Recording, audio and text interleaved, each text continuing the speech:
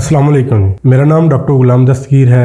मैं एक teaching hospital में रेजिडेंट सर्जन हूँ। आज मैं आपको बताऊंगा कि हर्नियाँ क्या होती हैं, कि कितनी इकसाम हैं। और जब हम ओपीडी में बैठे होते हैं, मरीज़ देख रहे होते हैं, तो जो हर्निया के मरीज़ जब हमारे पास आते हैं तो हमसे पहले दो मोस्ट कॉमन सवाल हैं जो वो पूछे जाते हैं। एक तो लोग कहते हैं कि क्या हर्निया का इलाज बग़ैर ऑपरेशन के है, कोई ऐसी दवाई जिससे हर्निया ठीक हो जाए, या फिर ऐसा कोई होम रेमेडी, कोई घरेलू टोटका जिससे हमारी हर्निया ठीक हो जाए, हमें ऑपरेशन ना करवाना पड़े।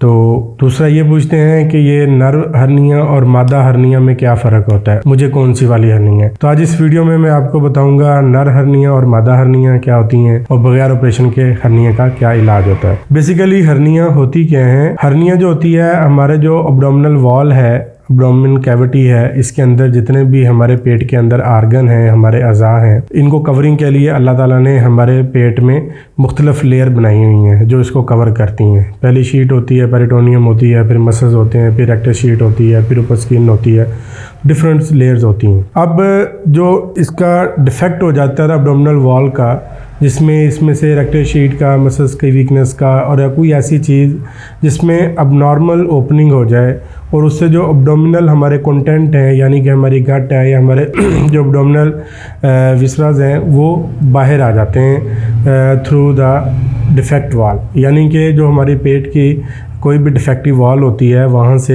पेट के अंदर के जो अज़ा हैं वो वहाँ से बाहर निकलना शुरू हो जाए, तो उसको हम हर्निया कहते हैं। हर्निया की मुख्तलिफ इक़साम होती हैं। जिस तरह हमारे यहाँ पे एपिगैस्ट्रियम, यहाँ पे हर्निया होती हैं। पेट में मुख्तलिफ जगह पे, किसी जगह पे भी हर्निया हो जाती हैं। मोस्ट कॉमन, जो सबसे ज़्यादा कॉमन हर्निया पाई जाती हैं, वो इंग्वाइनल हर्निया होती हैं, जो हमारे ग्रियोन एरिया में होती हैं। वो मेल में 10 गुना औरतों से ज़्यादा कॉमन होती हैं, और फीमेल में मोस्ट कॉमन फीमोरल हर्निया होती हैं। तो ये वो सारी हर्निया हैं जिसमें एब्डोमिनल कंटेंट आ जाते हैं। आगे फर्दर इसकी क्लासिफिकेशन होती है किसी भी हर्निया की, कि वो कितनी उसकी नौयत क्या है। यानी कि वो खुद ब खुद वापस चली जाती है, जब कंटेंट बाहर आते हैं, हर्निया आती है, तो उसको पकड़ के दबा के वापस करना पड़ता है। कई दफ़ा वो दबाने से भी वापस नहीं जाती, या वहीं पे आके रुक जाती है, जम जाती है और दबाने से दर्द करती है, वापस नहीं जाती, या फिर वहाँ उसकी इतनी टाइट हो जाती है, बाहर आके इतना बंद हो जाती है कि वो दर्द भी बहुत ज़्यादा करती है, और जो चीज़ उसके अंदर आई होती है उसकी ब्लड सप्लाई ख़त्म हो जाती है और वो चीज़ डेड होना शुरू हो जाती है। तो ये जो क्लासिफिकेशन है, इस बेस पे हम इसकी सर्जरी का जो है ना वो प्लान करते हैं कि क्या हमने इसको इलेक्टिव सर्जरी करानी है, इंतज़ार करना है, इसको टाइम देना है, इसको अर्जेंट करवानी है, या इसको एमरजेंसी बेस पे करवानी है। कोई भी सर्जरी कराने से पहले जो है ना पेशेंट्स की बाकी चीज़ें देखी जाती हैं, उसकी फ़िटनेस देखी जाती है, उसकी बाकी कोमॉर्बिडिटीज़ होती हैं, यानी कि दिल, उसका जो हमने बेहोशी के लिए उसकी जो फ़िटनेस है वो देखना बहुत ज़रूरी है। कोई भी सर्जरी करने से पहले हम मरीज़ की कुछ और चीज़ें देखते हैं, जिसमें मरीज़ के जो बेहोशी के लिए फ़िटनेस लेनी है, बेहोशी के लिए हमने जो दवाइयाँ इस्तेमाल करनी हैं, क्या वो मरीज़ इस काबिल है तो बेहोशी की दवाइयाँ ले सकता है, या किस किस्म की हमने उसको बेहोशी देनी है, या उसकी वो स्पेसिफ़िक जो जगह है उसको सुन करके हर्निया करनी है। अगर पहले सवाल तो ये है कि क्या ऑपरेशन के बगैर हर्निया ठीक हो जाती हैं। कुछ एक दो हर्नियाँ ऐसी होती हैं कि जो बगैर ऑपरेशन के ठीक तो नहीं होती, लेकिन वो रहती हैं, लेकिन उसकी ऑपरेशन की ज़रूरत नहीं होती, ना भी करवाएं तो काम चल जाता है। जिस तरह अगर एपिगैस्ट्रिक की हर्निया है और बहुत छोटी हैं, स्मॉल डिफेक्ट है, उसमें दर्द नहीं है, उसको तकलीफ़ नहीं है, तंग नहीं करती, और वो खुद ब खुद उसके अंदर मोस्टली या मोमेंटम होता है या फैट होती है, उसकी इतनी ज़्यादा जो है ना वो कॉम्प्लिकेशन नहीं होती, लेकिन हो उसकी भी सकती हैं, लेकिन मोस्टली बहुत कम होती हैं। इसके अलावा अगर एब्डोमिनल वॉल के अंदर, एब्डोमिनल के अंदर कहीं कोई माइनर सा डिफेक्ट है और उसमें से फैट प्रोट्रूड कर रही है या आपका मोमेंटम प्रोट्रूड कर रहा है, तो उसको भी आप कंजर्वेटिव मैनेज कर सकते हैं, उसको भी आप सर्जरी जो है ना वो अवॉइड कर सकते हैं। लेकिन बाकी जो सर्जरियां हैं, आपकी इंग्वाइनल सर्जरियां हैं, वो डेफिनेट उसकी आपको जो है ना वो ट्रीटमेंट करवानी चाहिए। अम्बलाइकल हर्निया है, पैराम्बलाइकल हर्निया है, इनकी ट्रीटमेंट डेफिनेट होती है, सर्जरी ही होती है। सर्जरी के अलावा कोई हल नहीं, अगर हम नहीं करवाएंगे तो इनकी फिर कॉम्प्लिकेशन होती हैं।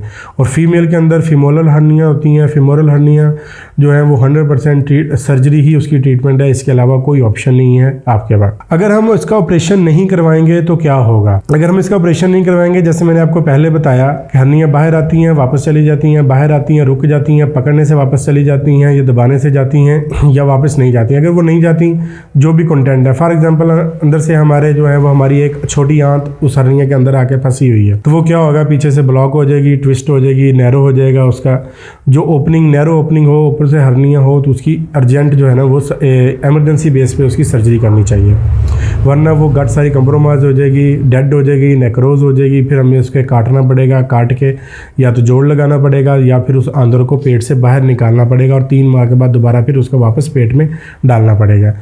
तो अगर आपको इस तरह की कोई हर्निया है तो आप उसका वेट ना करें, उसको चेकअप करवाएं, उसके मुताबिक जो है वो अपनी ट्रीटमेंट लें। और दूसरा होता है ओल्ड एज के अंदर हर्निया। मोस्टली हमारे ओल्ड एज जो बुज़ुर्ग हज़रात होते हैं उनमें जो इंग्वाइनल हर्निया बहुत ज़्यादा कॉमन है, और उसकी जो बुनियादी वजह होती हैं वो 3 होती हैं। या तो उनको क्रोनिक खांसी होगी, ठीक है, या क्रोनिक कॉन्स्टिपेशन होगी, या फिर उनको BPH यानी गदूद का मसला होगा, पेशाब जो है रुक के आता होगा, रात को बार बार उठ के पेशाब करना पड़ेगा। वो काजिज़, वो चीज़ें जो पेट के अंदर प्रेशर बढ़ाती हैं, इंट्रा एब्डोमिनल प्रेशर जिससे इंक्रीज़ होता है, उससे हर्निया के चांसेस ज़्यादा होते हैं। तो ऐसे मरीज़ों का हर्निया का ट्रीटमेंट करवाने से पहले जो उनकी काज है, यानी खांसी है, कॉन्स्टिपेशन है या BPH यानी गदूद का मसला है, तो वो ठीक करना ज़्यादा ज़रूरी है। अगर वो ठीक नहीं करेंगे तो उससे फिर क्या होगा कि ये दोबारा फिर बन जाएंगे। अब कुछ लोग सवाल करते हैं कि नर हर्निया और मादा हर्निया, नर हर्निया और मादा हर्निया कोई नहीं होती, हर्निया सिर्फ हर्निया ही होती हैं, इनकी नर मादा कोई चीज़ नहीं होती।